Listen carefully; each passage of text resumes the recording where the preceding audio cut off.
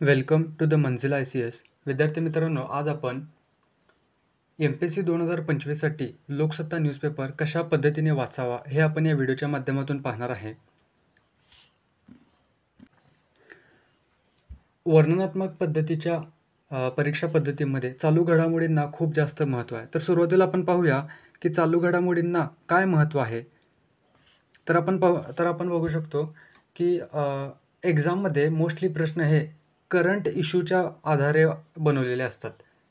Okay. आणि विशेषतः GS2 आणि GS3 यांच्यासारखे जे विषय आहेत, तर हे पूर्णतः तर म्हणता येणार नाही, पण अंशतः हे सब्जेक्ट जे आहेत, तर ते चालू घडामोडीमध्ये काय घडत आहे याच्यावर डिपेंड आहेत. ओके. पहिला मुद्दा तर हा झाला. दुसरा मुद्दा बघा, एक तर आपल्याला डायरेक्ट करंट इश्यू विचारला जाईल किंवा त्या करंट इश्यूचं स्टॅटिक पोर्शन आपल्याला एक्झाममध्ये विचारले जाण्याची शक्यता असते. ओके.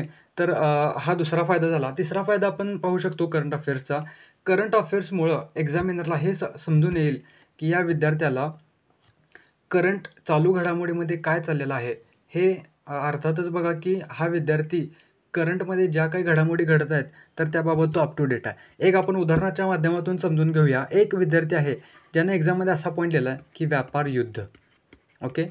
व्यापार युद्ध असा पॉईंट लिहिला आहे आणि दुसऱ्या विद्यार्थ्यानं काय केलं आहे, व्यापार युद्ध तर लिहिलेलं आहे, पण याला जस्टिफाय करण्यासाठी एक एक्झाम्पल दिले आणि एक्झाम्पलमध्ये काय केलं बघा की आता सध्या चालू घडामोडीमध्ये काय आहे की अमेरिकेचे जे नवनिर्वाचित राष्ट्रपती आहेत, तर त्यांनी काय केलेलं आहे की इतर राष्ट्रांसोबत काय केलेलं आहे की आयात शुल्क वाढवलेलं आहे. आता बघा की व्यापार युद्ध आणि आयात शुल्क यांचं इंटरलिंकेज आहे आणि एका विद्यार्थ्यानं काय केलं बघा की केवळ आणि केवळ त्यानं काय केलं, व्यापार युद्ध असा मुद्दा लिहिला आणि दुसऱ्या विद्यार्थ्यानं काय केलं, व्यापार युद्ध हा पॉईंट लिहून त्याला जस्टिफाय करण्यासाठी एक एक्झाम्पल दिलं आणि एक्झाम्पल पण कोणतं की जे करंटमध्ये तो इश्यू चर्चेत आहे, तर त्याचं एक्झाम्पल दिलं. यामुळे काय होईल बघा की एक्झामिनरला स्पष्टपणे कळून जाईल की हा जो दुसरा टाईपचा विद्यार्थी आहे ना, हा चालू घडामोडीमध्ये याला म्हणजे करंटमध्ये काय चाललेलं आहे याबाबत तो अप टू डेट आहे आणि यामुळं इथंच आपलं काय होईल बघा की एक चांगला इम्पॅक्ट एक्झामिनरवर पडून येईल.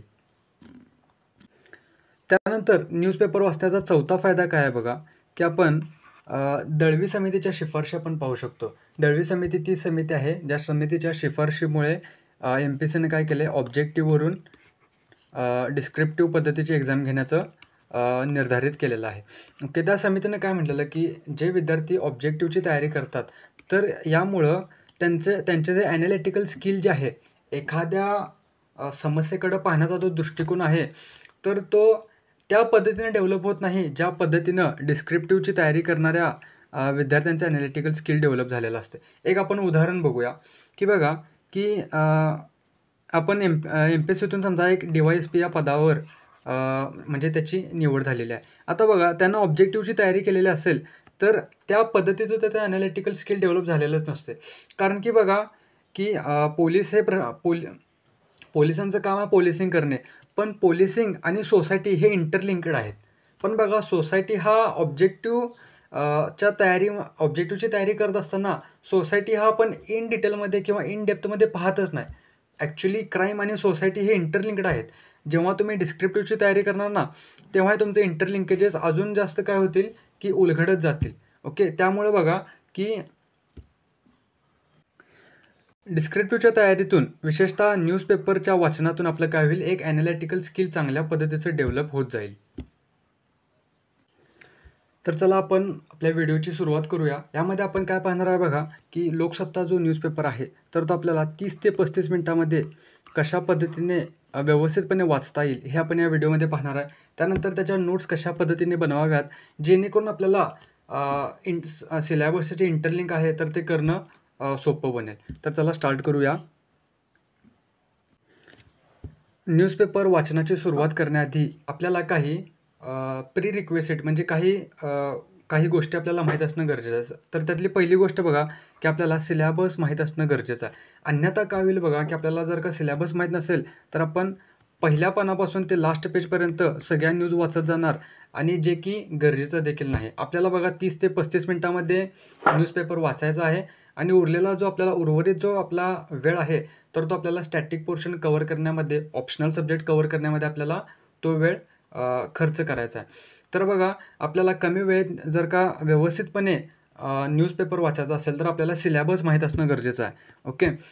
सिलॅबस माहीत असेल तर बघा आपलं काय होईल, की आपण जी न्यूज गरजेची आहे तितकंच वाचणार आणि बाकीचा जो फापट पसारा आहे तर तो वाचत बसणार नाही.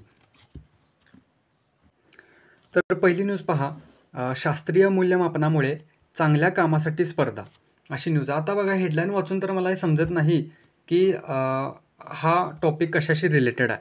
पण बघा पहिल्या पानावरची न्यूज आहे, त्यामुळे मी काय करणार थोडंसं व्यवस्थित पाहणार.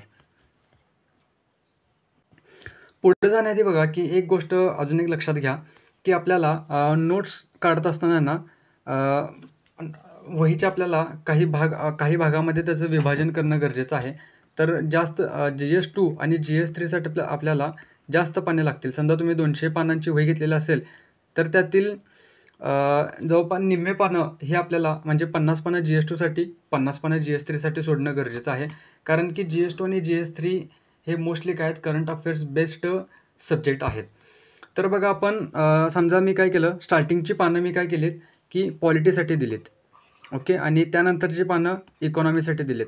आता बघा पॉलिटीसाठी जेव्हा मी पानं सोडलेली असणार, तर त्यामध्ये देखील त्याची 2 भागात विभागणी करायची. पहिल्या भागामध्ये आपल्याला शब्दसंपत्ती, याला आपण ग्लॉसरी असं म्हणतो, तर ते लिहिणं गरजेचं आहे. बघा शब्दसंपत्ती देखील लिहिणं म्हणजे एक्झाममध्ये पर्टिक्युलर ते वर्ड्स येणं खूप गरजेचे आहेत. ओके. ते कसं आता पुढे ते समजूनच येईल.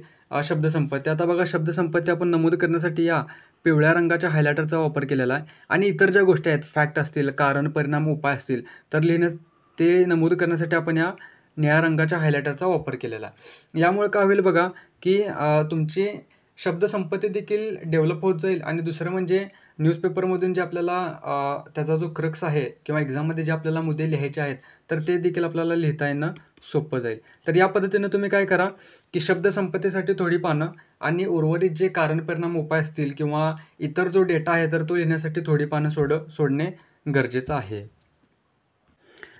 तर या न्यूजचा जो हेडलाईन आहे, तर ती वाचून मला एक्झॅक्टली कळत नाही, की यामध्ये कोणत्या टॉपिक रिलेटेड बोलण्याचा प्रयत्न केलेला आहे. पण बघा पहिल्या पानावरची न्यूज आहे, तर त्यामुळे मला ती व्यवस्थित वाचणं गरजेचं आहे.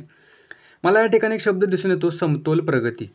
ओके. आता हा शब्द मी माझ्या शब्दसंपत्तीमध्ये लिहून घेणं गरजेचं आहे. कारण की आपल्याला बघा GS2मध्ये रिजनल डेव्हलपमेंट किंवा प्रादेशिकतावाद किंवा प्रादेशिक असमानता यांसारखे मुद्दे आहेत. तर त्या ठिकाणी GS1मध्ये मी काय करणार, की समतोल प्रगती हा देखील एक मुद्दा त्यामध्ये शब्दसंपत्तीमध्ये मी लिहून घेणार. ठीक आहे. त्यानंतर बघा जेव्हा मी या पॅराग्राफमध्ये येतो, तर तेव्हा मला एक्झॅक्टली समजून येते, की यामध्ये त्यांना काय बोलायचं आहे. ओके. आता बघा या ठिकाणी आपण पाहूया, की या पॅराग्राफमधून त्यांना काय सांगायचं आहे. बघा जेव्हा मी इथं येतो ना, या ठिकाणी चांगली कामगिरी करणाऱ्या जिल्ह्यांच्या जिल्हाधिकाऱ्यांना लोकसत्ता जिल्हा निर्देशांक कार्यक्रमाअंतर्गत गौरवण्यात आले. आता बघा आपण एक मुद्दा वाचतो बघा, प्रोत्साहनपर अनुदान. ओके. प्रोत्साहनपर अनुदान हा शब्द लक्षात असू द्या फक्त, किंवा सॉरी अनुदान नाही, एक मिनटं, प्रोत्साहनपर पुरस्कार असा आपण शब्द ऐकतो बघा. आता हे मला इंटरलिंक्ड करायचं आहे, पण कुठे करू शकतो, तर बघा आपण GS2मध्ये सिव्हिल सर्व्हिसेस हा आपल्याला मुद्दा आहे सिलेबसमध्ये. त्यानंतर बघा GS2मध्ये आपल्याला काय सिव्हिल सर्व्हिस हा मुद्दा आहे, त्यामध्ये आपण हा मुद्दा लिहू शकतो. GS4मध्ये बघा आपल्याला त्या ठिकाणी देखील सिव्हिल सर्व्हिसेस रिलेटेड आपल्याला पॉईंट आहे, तर त्या ठिकाणी देखील आपण हा मुद्दा लिहू शकतो. कसा लिहू शकतो तर ते पहा. बघा GS4मध्ये आपल्याला आपण पाहतो बघा, की सरकारी कर्मचाऱ्यांनी उत्तमोत्तम काम करावं, चांगली कामगिरी करावी यासाठी त्यांना सेवोत्तम पुरस्कार दिला जातो. सेवोत्तम पुरस्कार दिला जातो. बरोबर आहे का बघा, की हा मुद्दा देखील त्याच रिलेटेड आहे, की चांगली कामगिरी करणाऱ्या जिल्हाधिकाऱ्यांना या ठिकाणी त्यांना प्रोत्साहन दिलं जात आहे. तर बघा आपण या टॉपिक अंतर्गत प्रोत्साहनपर पुरस्कार हा मुद्दा आपण लिहून त्याला जस्टिफाय करण्यासाठी आपण एक उदाहरण देऊ शकतो, की उदाहरणार्थ काय करताय, लोकसत्ता या न्यूजपेपरच्या माध्यमातून चांगले उत्तम कामगिरी करणाऱ्या जिल्ह्यांच्या जिल्हाधिकाऱ्यांना काय केलं जातं, की पुरस्कार दिला जातो. यामुळे काय होतंय बघा, की एक प्रकारची म्हणजे बघा प्रोत्साहन दिल्याने इव्हन तो बघा लहान मुलगा असू दे किंवा जिल्हाधिकारी असू दे, ज्याला ज्या गोष्टीमध्ये प्रोत्साहन दिलं जाते त्याला ते काम करण्याची किंवा आणखीन ती चांगल्या पद्धतीनं काम करण्याची एक त्याच्यामध्ये काय म्हणू शकतो आपण की त्याच्या मनामध्ये तसे भाव निर्माण होतात. तर बघा हा आपण या ठिकाणी मुद्दा लिहू शकतो. ओके. यानंतर पुढची न्यूज पहा, की आपल्याला काय म्हटले, की विकसित भारत निर्मितीसाठी प्रक्रियात्मक सुधारणा ही आवश्यक आहे. न्यूज वाचल्या-वाचल्या मला लक्षात येते, की ही इकॉनॉमी रिलेटेड न्यूज आहे. तर बघा, की आपण या ठिकाणी हा जो मुद्दा आहे ना, विकसित भारतासाठी प्रक्रियात्मक सुधारणा अत्यंत महत्त्वाच्या आहेत. तर हे आपण उपाय म्हणून लिहू शकतो. As it is copy paste करायचं आहे आपल्याला. ओके. आता कुठं लिहू शकतो बघा, आपल्याला प्रश्न आला, की भारताला जागतिक दर्जाची अर्थव्यवस्था बनवण्यासाठी काय करणं गरजेचं आहे? असा आपल्याला प्रश्न आहे. तर त्याच्या उपायामध्ये आपण हा मुद्दा लिहू शकतो, की काय? प्रक्रियात्मक सुधारणा करा. काय करा? प्रक्रियात्मक सुधारणा. मग त्या अंतर्गत आपण वेगवेगळे पॉईंट लिहू शकतो. ओके. लक्षात येते का बघा, की कशा पद्धतीनं कोणते मुद्दे कोणत्या कोणत्या पॉईंटखाली लिहायचे आहेत. तर हे देखील आपल्याला न्यूजपेपर वाचत असताना समजणं गरजेचं आहे. ओके. त्यानंतर बघा या ठिकाणी अजून एक चांगला एक शब्द आहे बघा, की तो तुम्ही पाहू शकता, की प्रशासकीय सुसूत्रीकरण. ओके. हा शब्द आहे का? प्रशासकीय सुसूत्रीकरण या ठिकाणी आहे बघा. ओके. हा देखील मुद्दा आपण कुठे लिहू शकतो? GS2च्या शब्दसंपत्तीमध्ये हा मुद्दा लिहिणं गरजेचं आहे. प्रशासकीय सुसूत्रीकरण. कारण की आपल्याला ब्युरोक्रेसीमध्ये काय-काय समस्या आहेत हे देखील आपल्याला अभ्यासावं लागते. तर त्या ठिकाणी बघा हा आपण त्या ठिकाणी मुद्दा लिहू शकतो. प्रशासकीय सुसूत्रीकरण. ओके. यानंतर पुढची न्यूज बघा, अंबरनाथच्या कचराभूमीला आग लागलेली आहे. या पद्धतीची न्यूज आहे. आता बघा अनेक विद्यार्थी म्हणतात, की आम्हाला वेगवेगळ्या इंग्रजीतले जे शब्द आहेत, तर त्यांच्यासाठी मराठीतले पर्यायी शब्द मिळत नाहीत. तर न्यूजपेपर वाचनातून हा देखील मुद्दा तुमचा सॉल्व्ह होतो, की बघा आपण इकॉनॉमीमध्ये लँडफिल हा शब्द वाचतो बघा, लँडफिल. ओके. किंवा डंपिंग साईट असे शब्द आपण ऐकतो, डंपिंग साईट. तर यासाठी इन जनरल आपल्याला शब्दसंपत्ती सापडत नाही, की याला मराठीत काय म्हणतात. पण न्यूजपेपरच्या वाचनातून आपल्याला यांच्यासाठी जे पर्यायी शब्द आहेत ते देखील सापडून जातात, की त्याला काय म्हणतात? कचराभूमी म्हणतात. ओके. तर हे देखील आता मला काय करणं गरजेचं आहे बघा, की या ठिकाणी मला चांगला डेटा जरी नाही मिळाला तरी मला या ठिकाणी शब्दसंपत्ती चांगली मिळते, की कचराभूमी. मग मी काय करणार, की इन्व्हायर्नमेंटसाठी जे मी 2 सेक्शन बनवलेले आहेत, त्यातलं जे पहिले सेक्शन आहे ग्लॉसरीचं किंवा संपत्तीचं, तर त्या ठिकाणी मी काय करणार? कचराभूमी हा शब्द मेन्शन करणार. ओके. त्यानंतर पहा, की या ठिकाणी एक चांगला शब्द आहे, सुज्ञ सजग गुंतवणूक निर्णय. ओके. आता या ठिकाणी बघा हा मुद्दा आपण कुठे लिहू शकतो, की बघा आपण हल्ली सायबर क्राईम किंवा डिजिटल अरेस्ट यांसारखे मुद्दे न्यूजमध्ये आहेत, की आपल्याला वेगवेगळ्या ठिकाणी कमी वेळेत तुम्हाला जास्त फायदा मिळेल यासाठी गुंतवणूक करा, या पद्धतीचं आपल्याला आमिष दाखवलं जाते.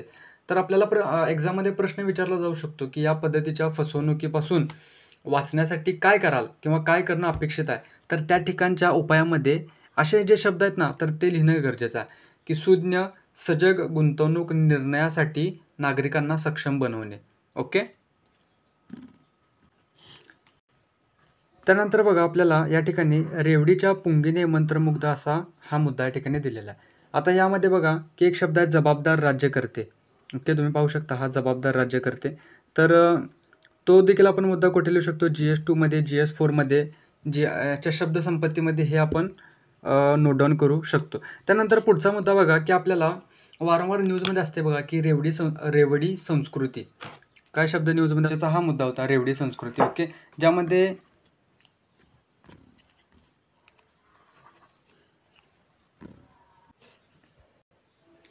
तर बघा मागील काही दिवसांमध्ये रेवडी संस्कृती हा मुद्दा न्यूजमध्ये होता. ज्यामध्ये काय केलं जाते, की जे लोकप्रतिनिधी आहेत तर ते आर्थिक किंवा काही गोष्टी फ्रीमध्ये काय केलं जाते, वाटप केले जाते आणि त्यातून मतदारांना आकर्षित केलं जाते. तर आपल्याला असं देखील एक्झाममध्ये प्रश्न येऊ शकतो, की रेवडी संस्कृतीच्या भूलथापांपासून बचाव करण्यासाठी कोणते प्रयत्न करणं अपेक्षित आहे. तर त्या ठिकाणी बघा हा जो शब्द ना या ठिकाणी, की नागरिकांना राजकीयदृष्ट्या परिपक्व बनवणे हा जो मुद्दा आहे ना, नागरिकांना राजकीयदृष्ट्या परिपक्व बनवणे, तर हा आपण या ठिकाणी एक उपाय म्हणून हा मुद्दा आपण या ठिकाणी काय करू शकतो? त्या ठिकाणी लिहू शकतो. ओके. त्यानंतर बघा, रेवडी संस्कृतीबाबत तुमचे मत काय आहे? असं देखील आपल्याला प्रश्न येऊ शकतो. तर त्यामध्ये आपल्याला काही मुद्दे पक्षात मत लिहावे लागतील, काही मुद्दे विपक्षात मत लिहावे लागतील. तर बघा, जेव्हा आपण विपक्षात मत लिहिणार आहे, ओके, तर त्या ठिकाणी आपण काय करू शकतो? हा मुद्दा या ठिकाणी लिहू शकतो, की वित्तीय तूट 3% पेक्षा कमी असावी. आता बघा, आपण FRBM जो ॲक्ट आहे, financial responsibility and budget management act, आता त्या अंतर्गत ही तरतूद आहे, की वित्तीय तूट 3% पेक्षा कमी असावी. आता बघा, आपण रेवडी संस्कृतीच्या अंतर्गत हा मुद्दा लिहू शकतो, की रेवडी संस्कृतीमुळे वित्तीय तूट वाढण्याची शक्यता आहे. त्यामुळं रेवडी संस्कृतीचा अनेक लोक काय करतात? विरोध करतात. ओके. अर्थातच बघा, की न्यूजपेपर वाचणं म्हणजे केवळ वाचणं नाही, तर त्याला आपल्याला इंटरलिंक करता येणं गरजेचं आहे. ही न्यूज मी कोणत्या ठिकाणी वापरू शकतो, हा फॅक्ट, हा डेटा मी कोणत्या ठिकाणी वापरू शकतो, हे कळणं देखील गरजेचं आहे. हे जोपर्यंत तुम्हाला कळणार नाही, तोपर्यंत बघा, न्यूजपेपर वाचणं हे केवळ वाचणंच होऊन जाईल. ओके. त्याच्यापासून जो आपल्याला एक्सपेक्टेड रिझल्ट आहे, एक्सपेक्टेड आउटपुट आहे, तर ते आपल्याला मिळणार नाही. त्यानंतरचा मुद्दा आहे, न्यूज आहे, कच्छचा महाभयानक भूकंप, अशी न्यूज आहे. आता बघा, आपल्याला डिझास्टर मॅनेजमेंट GS3मध्ये आहे. त्यानंतर GS1मध्ये आपल्याला भूकंप हा देखील अभ्यासावा लागतो जिओग्राफीमध्ये. तर आपल्याला प्रश्न येऊ शकतो, की भूकंपाचे परिणाम काय काय आहेत हे स्पष्ट करा. तर त्या ठिकाणी बघा, आपल्याला यामध्ये जे मेन्शन मुद्दे आहेत ना, तर ते आपल्याला लिहिता येऊ शकतात, की काय परिणाम आहे. एक तर पहिला काय, जीवितहानी होते, जीवितहानी. ओके, त्या ठिकाणी आपण हे अनेक लोक मृत्युमुखी पडतात, हा मुद्दा लिहू शकतो. त्यानंतर बघा, वित्तहानी होते. ओके, इतक्या इतक्या इमारती कोसळलेल्या आहेत, हा पण मुद्दा लिहू शकतो. त्यानंतर पायाभूत सुविधांचा ऱ्हास होतो, हा पण मुद्दा लिहू शकतो, तिसरा मुद्दा. उदाहरणार्थ बघा, धरणे असतील, बंदरे असतील, यांचं देखील अपरिमित नुकसान होते. असे आपण मुद्दे त्यामध्ये लिहू शकतो.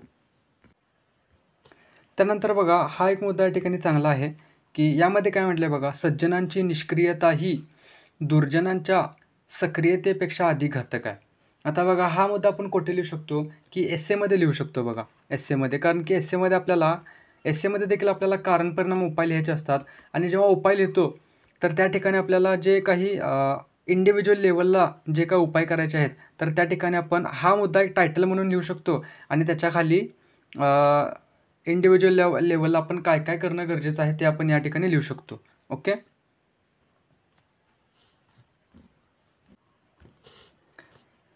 यानंतर पुढची न्यूज बघा, अमेरिकेचे धातूंवरील